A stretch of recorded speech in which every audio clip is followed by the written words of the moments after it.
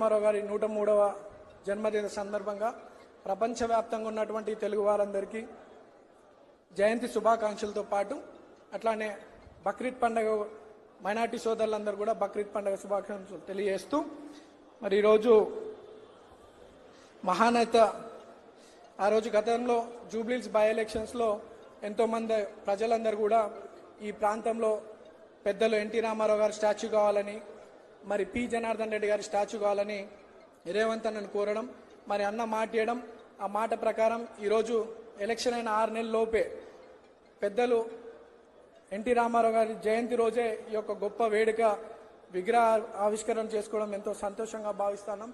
ప్రజలందరూ కూడా 4-5 రోజుల నుండి గౌరవ ముఖ్యమంత్రి గారికి ఎంతో కృతజ్ఞతలు తెలియాలని ఈరోజు ఇంత పెద్ద ఎత్తున రావడం జరిగింది. మరి అంత పెద్ద మహానుభావుడి విగ్రహం మా చేతుల మీదుగా జూబ్లీహిల్స్ కాన్స్టిట్యున్సీలో మాకు ఈ అవకాశం ఇచ్చినందుకు మనస్ఫూర్తిగా రేవంత్ అన్నకి కృతజ్ఞతలు తెలియజేసుకుంటూ కేవలం విగ్రహ ప్రతిష్టనే కాదు ఈ నియోజకవర్గంలో సంక్షేమ పథకాలతో పాటు కోట్లాది రూపాయల నిధులు అన్న శాంక్షన్ చేయించడం అభివృద్ధి కార్యక్రమాలు కూడా బాగా జరుగుతూ ఉన్నాయి.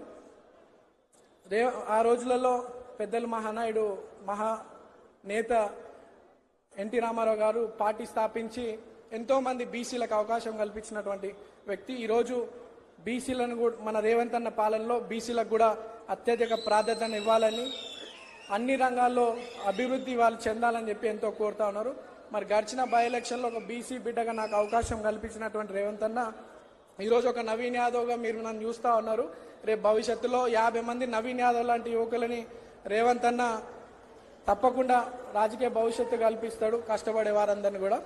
ఇంత పెద్ద చక్కటి అవకాశం మాకు కల్పించినందుకు రేవంత్ అన్నకు మనస్ఫూర్తిగా ధన్యవాదాలు తెలియజేసుకుంటూ ఈ యొక్క కార్యక్రమాన్ని విజయవంతం చేయడానికి వచ్చినటువంటి ప్రతి ఒక్కరికి మనస్ఫూర్తిగా ధన్యవాదాలు.